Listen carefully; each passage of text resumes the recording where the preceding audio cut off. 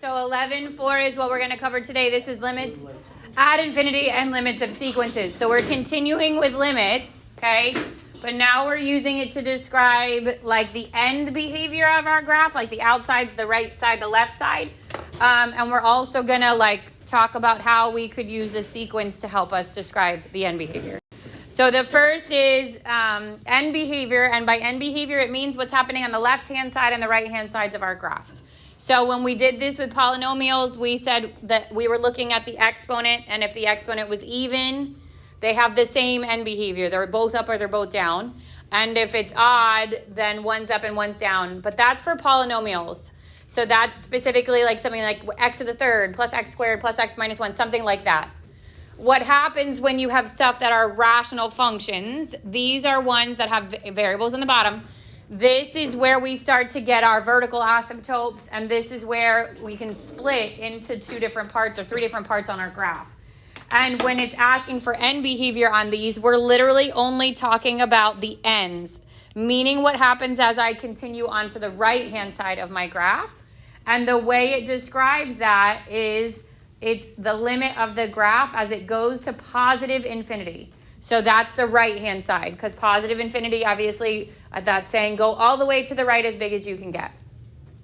And then it will say what's happening on the left-hand side of your graph, and the way it describes that is as it goes to negative infinity. So the right-hand side is x going to positive infinity. The left-hand side is x going to negative infinity. And when you're using these to describe your graph, you're saying what's happening to the y values of this graph.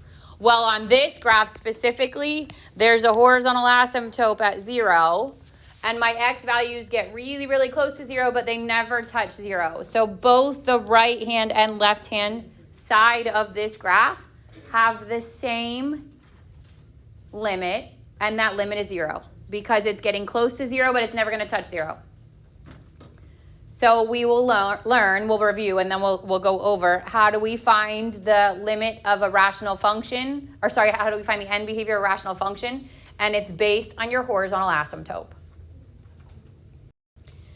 So if I use the graph, it says find the end behavior of the rational function using its graph. As I look at this graph, the red is the curve, and the dashed line is your asymptote. So there's an asymptote running through y equals 1/2.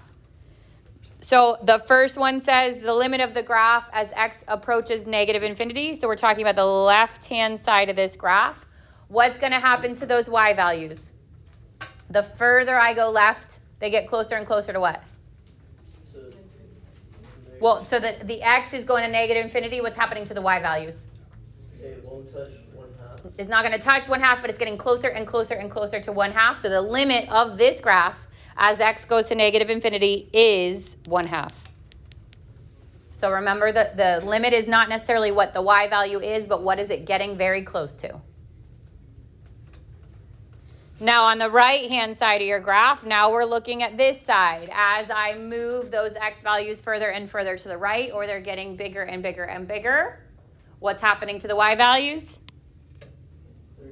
They are also approaching 1/2. So both, if I have a horizontal asymptote, both the right-hand and left side end behavior is the value of your horizontal asymptote. So to review those rules, we go back to what we talked about when we did rational functions. This is stuff we did in semester 1. When the line y equals b is a horizontal asymptote of the graph of the function, when as the limit goes to negative infinity, it approaches that value, and as it goes to positive infinity, it approaches that value. So when we're looking at a graph like this, and you don't see it, but there would be a horizontal asymptote at -1. Which means both the left-hand and right-hand behavior of this graph also goes to -1.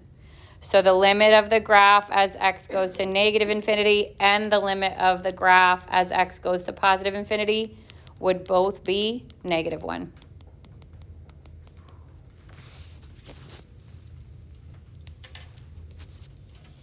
Now, if I don't have a graph and I have an equation, then I'm looking for these 3 scenarios. So remember, this is like an x to the n over x to the m, where n represents the highest exponent in the numerator, and m represents the highest exponent in the denominator.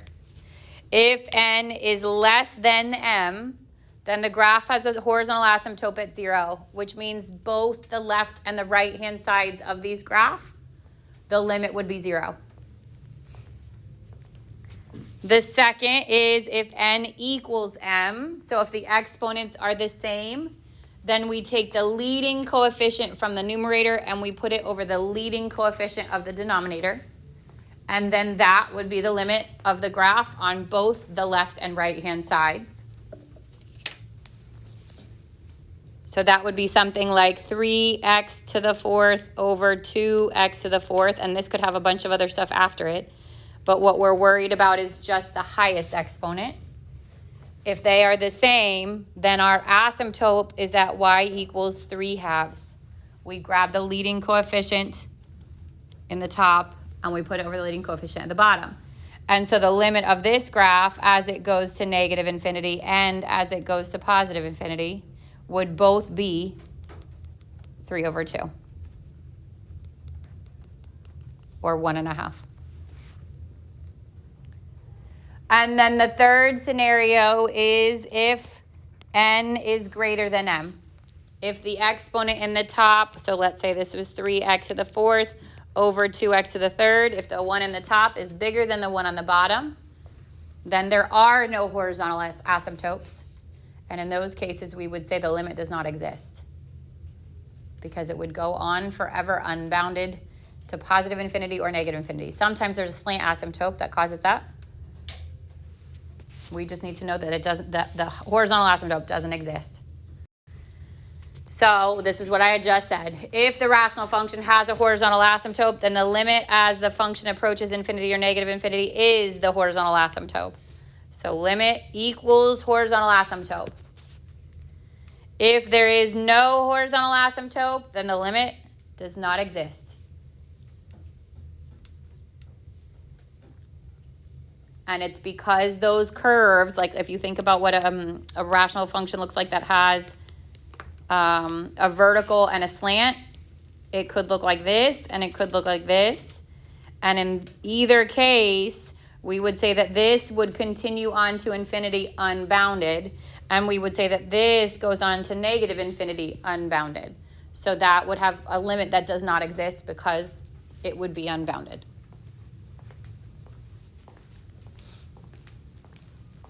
Questions so far?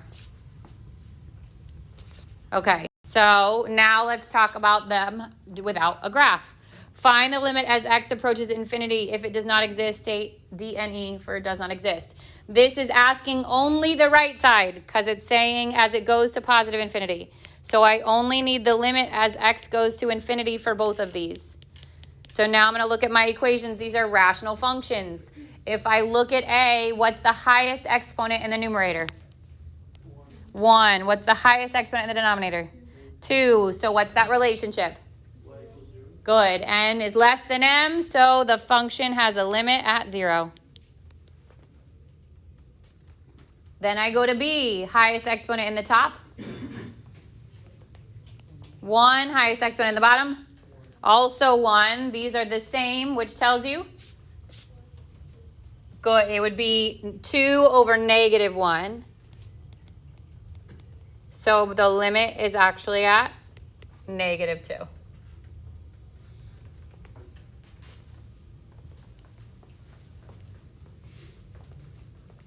Good so far? All right, example 3 continues. Find the limit as x approaches infinity. If it does not exist, state it.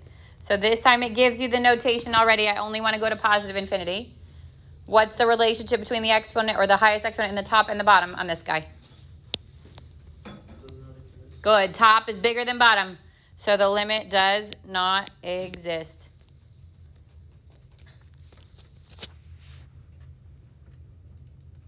Now we look at D, and D is not one fraction. So the first thing we have to do is simplify it by combining it together. So I'm going to put 3 over 1. I need to give them the same denominator. So I'm going to multiply both the top and the bottom of the 3 by x squared so it has the same denominator. And I end up with 4 plus 3x squared all over x squared. Now what's the relationship between the exponents? They're the same, so this is the leading coefficient. It would be 3 over 1, and so the limit as x goes to infinity would be a positive 3. So you've got to get it to one fraction before you can determine the situation on the horizontal asymptotes. We still good? Okay. Now it's going to pull back from sequences. So if you remember our sequence, this is like chapter 8. If I asked you to find the first 3 terms of a sequence, I would plug in 1, then I would plug in 2, then I would plug in 3. And basically, if I keep plugging in points, I would keep plugging in x values. The higher the x value goes, the more we're going to learn about what's happening to our graph on the right-hand side. If I plugged in negative values and I kept going negative, it's going to tell you what's happening to the graph on the left-hand side. So we can use series to determine the end behavior if we pay attention to the values that we would get out of it. If those values keep getting closer and closer to a certain value, that's our limit. If those values get bigger, unbounded, then our limit would not exist, something like that, okay? So as the n increases without bound, the terms of the sequence get closer to a value. That value is your limit. And you'll see the word converge. The sequence is said to converge to that value, which is basically just saying that what the limit would be at that value. All right, so example 4 says, find the first 5 terms in the sequence and use the terms to evaluate the limit of the sequence. Assume n begins with 1. So I'm going to find n where n is 1, where n is 2, where n is 3, where n is 4, and where n is 5. I'm going to plug them in. So 2 times 1 plus 1 over 1 plus 4 is 3/5. 2 times 2 plus 1 over 2 plus 4, 4 plus 1 over 6, 5/6. 2 times 3 plus 1 over 3 plus 4.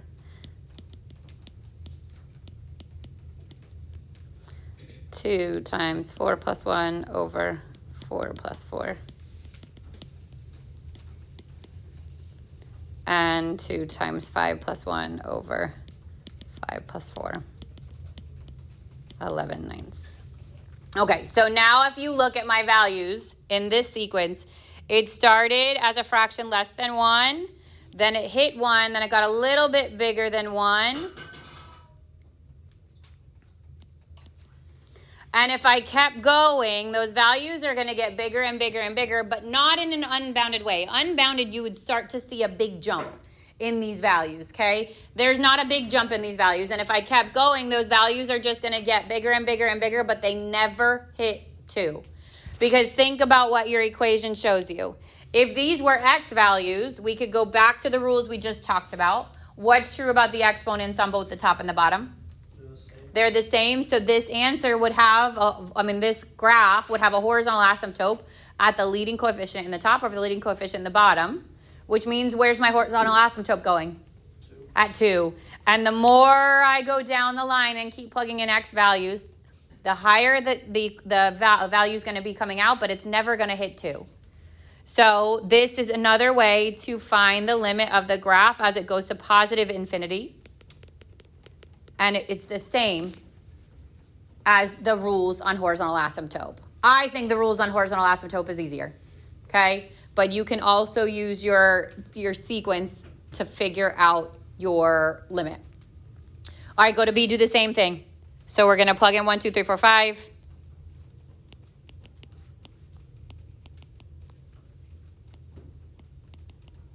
But knowing your rules on your horizontal asymptotes, what do you think the behavior is going to be? It's good. It's going to get closer and closer to 0, which means it's going to get smaller, smaller, smaller. So start with 1, 2 times 1 plus 1 over 1 squared plus 4. 2 times 2 plus 1 over 2 squared plus 4.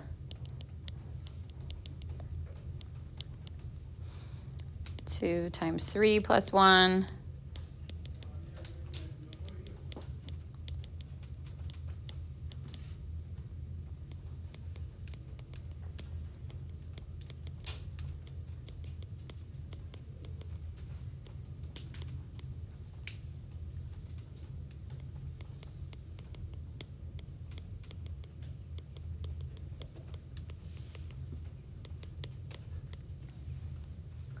So it's just going to keep getting smaller and smaller, okay? And then I would say always go back to the rules of your horizontal asymptotes. The highest exponent in the top is 1. The one in the bottom is 2. That means n is smaller than m. So the limit of this graph as it goes to positive infinity or negative infinity would be 0.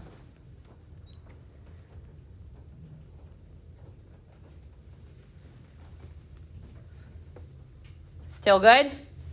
Questions on anything we talked about today? So web assign's going to do the same thing. It's going to give you some of the equations. With the graphs, it's going to give you some in which you only get the equations, and then it's going to be one in which it asks you to find the sequence and then use the sequence to determine the limit. Okay?